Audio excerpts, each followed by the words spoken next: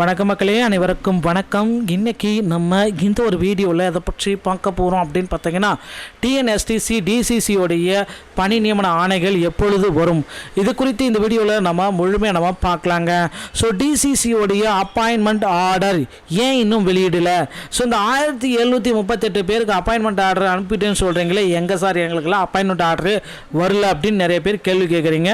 உங்களுக்காகத்தான் இந்த ஒரு வீடியோ பதிவு. ஸோ வீடியோவை ஸ்கிப் பண்ணாமல் பாருங்கள், அப்போ தான் எனக்கு என்ன சொல்ல வரேன் அப்படின்றது உங்களுக்கு கிளியராக புரியும் மக்களே.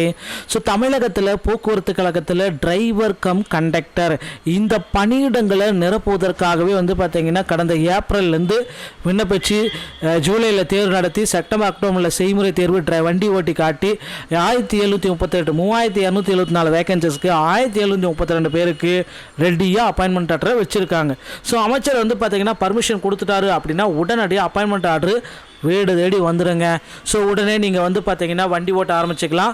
ஸோ அப்பாயின்மெண்ட் ஆர்டர் பெற்றவர்கள் பார்த்தீங்க அப்படின்னா உடனடியாக தமிழகத்தில் டிரைவிங் ஸ்கில்லில் அப்பாயின்மெண்ட் ஆர்டர் நீங்கள் பெற்றுட்டீங்க அப்படின்னா உடனடியாக வண்டி உங்ககிட்ட ஒப்படைச்சிடுவாங்க. நீங்கள் ட்ரைனிங் போயிட்டு பொங்கலுக்கு வண்டி ஏறிடலாங்க. ஸோ இதுதான் தற்சமயம் வந்திருக்கு மிக முக்கியமான தகவல். அப்பாயின்மெண்ட் ஆர்டர் பார்த்தீங்க அப்படின்னா டிசம்பர் மாதம் இறுதிக்குள்ளார எப்படியாவது உங்களுக்கு அனுப்பிச்சிருவாங்க. ஸோ அதை நீங்கள் ரொம்ப ரொம்ப சின்சியராக உங்களுடைய போஸ்டல் ஆஃபீஸில் சொல்லி வச்சுக்கோங்க. கண்டிப்பாக அப்பாயின்மெண்ட் ஆர்டர் வந்துருங்க. ஸோ அதுவும் 1738 பேருக்கு தான். மீதி இருக்கிற நபர்கள் என்ன பண்ணுறாங்க அப்படின்னு பார்த்தீங்கன்னா மீண்டும் செய்முறை தேர்வை நடத்த போகிறாங்க.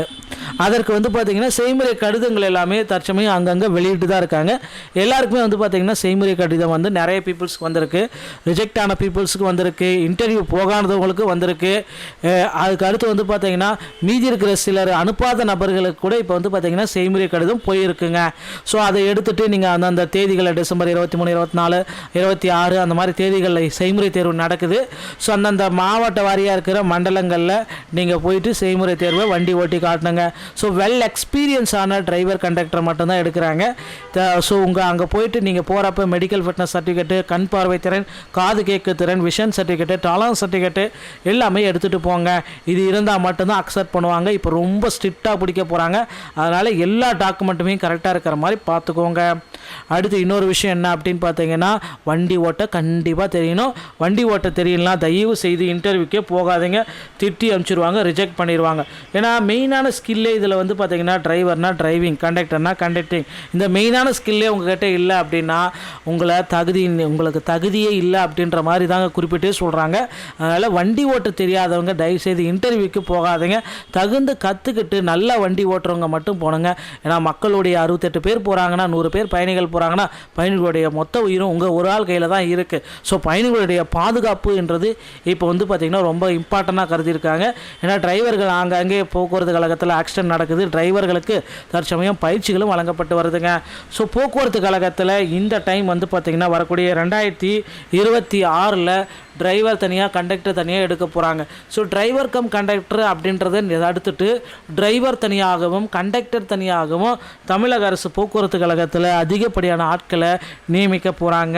ஸோ நீங்கள் உங்கள் அருகாமையில் இருக்கிற ஆர்டிஓ அலுவலகம் அன்றி டிரைவிங் லைசன்ஸ் மற்றும் கண்டக்டர் லைசன்ஸை வாங்கிக்கோங்க. டிரைவிங் லைசன்ஸ் எளிதாக வாங்கிக்கலாம், ஆனால் கண்டக்டர் லைசன்ஸ் அப்படி வாங்க முடியாது. ஸோ உங்கள் ஆர்டிஓ அலுவலகத்தில் கண்டக்டர் லைசன்ஸ் நீங்கள் பெறலாம் அப்படின்னா தமிழ்நாடு திறன் மேம்பாட்டு கழகத்தின் மூலமாக மட்டுமே ஃபஸ்ட் எய்ட் சர்டிஃபிகேட்டை வாங்கிட்டு அதன் பிறகு கண்டக்ட் லைசன்ஸை பெற்றுக்கொள்ளலாங்க. டிஎன்எஸ்டிசி சம்பந்தமான செய்திகளை நீங்கள் உடனுக்குடன் பெற நீங்கள் நம்முடைய சேனலை சப்ஸ்கிரைப் அண்ட் பெல்லை கிளிக் பண்ணி வச்சுக்கோங்க. மீண்டும் ஒரு நல்ல தகவலோடு நான் உங்களை சந்திக்கிறேன். நன்றி, வணக்கம், தேங்க்யூ.